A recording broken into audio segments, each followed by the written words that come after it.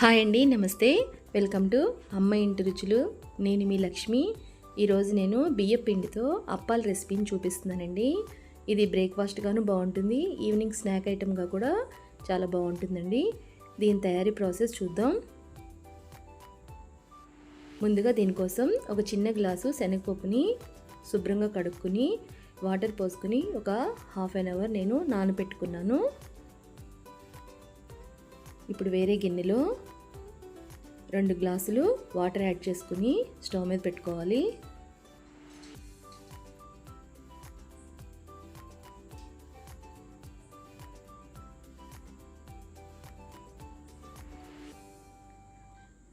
ఈ గ్లాస్తోనే పిండి కూడా తీసుకుంటానండి. ఇప్పుడు ఇందులో 1 టీ స్పూను జీలకర్ర వేస్తున్నాను.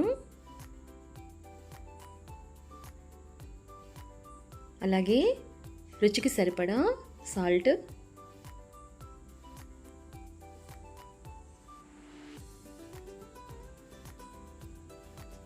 తర్వాత నేను దీనిలో ఒక హాఫ్ స్పూను అల్లం వెల్లుల్లి పేస్ట్ వేస్తున్నాను. అల్లం పచ్చిమిర్చి కూడా కొంతమంది పేస్ట్ చేసి వేసుకుంటారు, అలా కూడా వేసుకోవచ్చు. ఇదే గ్లాస్తో పిండి కూడా నేను 2 గ్లాసులు తీసుకుంటానండి. ఇప్పుడు దీన్ని బాయిల్ అవనివ్వాలి. ఒకసారి గరిటెతో కలిపి ఉడుకు పట్టనివ్వాలి. ఇప్పుడు చూసారా, వాటర్ కొంచెం బాయిల్ స్టేజ్కి వస్తుంది. ఇప్పుడు మంటను కొంచెం లోలో పెట్టుకుని పిండిని కలుపుకోవాలి. నేను ఇందాక గ్లాస్ చూపించాను కదా, అదే గ్లాస్తో 2 గ్లాసులు పిండి తీసుకున్నానండి. ఈ పిండిని ఈ బాయిల్ అవుతున్న వాటర్లో పోసి కలుపుకోవాలి. మంటని లో ఫ్లేమ్లోనే పెట్టుకోవాలండి. ఈ వాటర్లోకి ఈ పిండి అంతా కలిసే వరకు జాగ్రత్తగా కలుపుకోవాలి.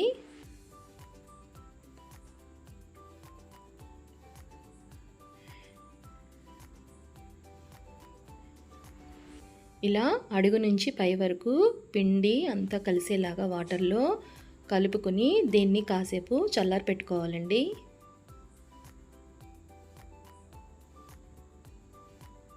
తర్వాత మనం నానబెట్టుకున్న శనగపప్పు ఉంది కదా, అది హాఫ్ బాయిల్ చేసుకోవాలి. అంటే పూర్తిగా కాకుండా ఇలా సగం ఉడికించుకోవాలి, కొంచెం పొలుగ్గానే ఉంచుకోవాలి.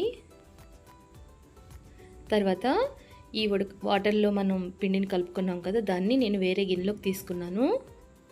దీన్ని ఒకసారి కలుపుకోవాలి. దీనిలోకి టేస్ట్కి సరిపడా ఉల్లిపాయ, పచ్చిమిర్చి కలుపుతున్నాను.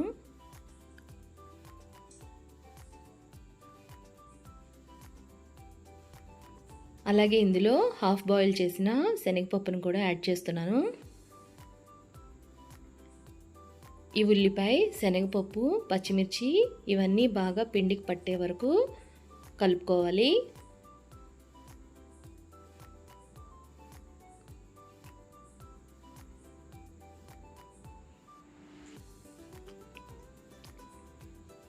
ఈ విధంగా మొత్తం పిండిని కలుపుకున్నాను. తర్వాత ఒక కళాయిలో ఆయిల్ తీసుకుని ఆయిల్ని వేడి చేయాలి. ఇప్పుడు మనం ముందుగా కలుపుకున్న పిండి ఉంది కదా, దాన్ని ఒక కవర్ మీద ప్రెస్ చేసుకోవాలండి, అప్పాల్లాగా. చేయిని తడి చేసుకుని పిండిని ఇలా చిన్న చిన్న ముద్దలుగా తీసుకుని కవర్ మీద అప్పాల్లాగా ఒత్తుకోవాలి. మరీ మందంగా కాదు, అలా అని పల్చగా కాదు, మీడియంగా ఒత్తుకోవాలండి, ఇలా చూపిస్తున్నట్లు.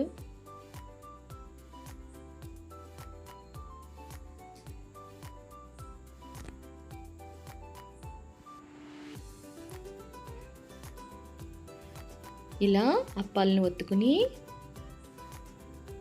వేడైన నూనెలో వేసుకోవాలి.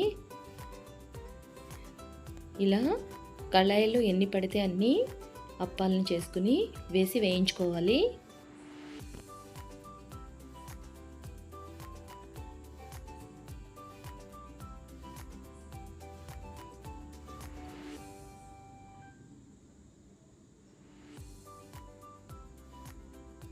వీటిని 2 వైపులా తిప్పుతూ వేయించుకోవాలి.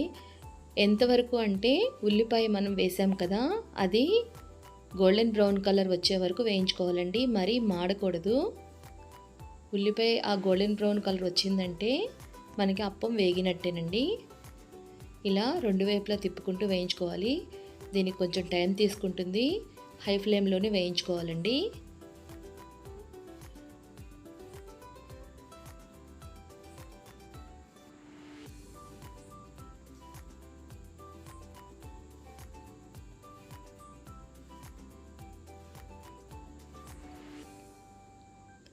చూసారా, ఇక్కడ ఉల్లిపాయ కలర్ చేంజ్ అవుతుంది. ఇంకొద్దిసేపు వేయించుకుంటే సరిపోతుంది.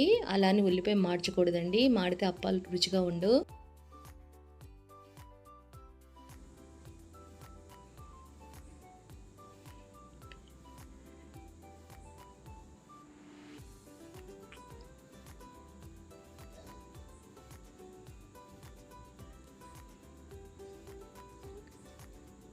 ఇప్పుడు అప్పాలు వేగిపోయాయి. చూడండి, ఉల్లిపాయ మాడలేదు, గోల్డెన్ కలర్లోనే ఉంది. సో ఈ స్టేజ్లో మనం అప్పాలని ప్లేట్లోకి తీసేసుకోవచ్చు.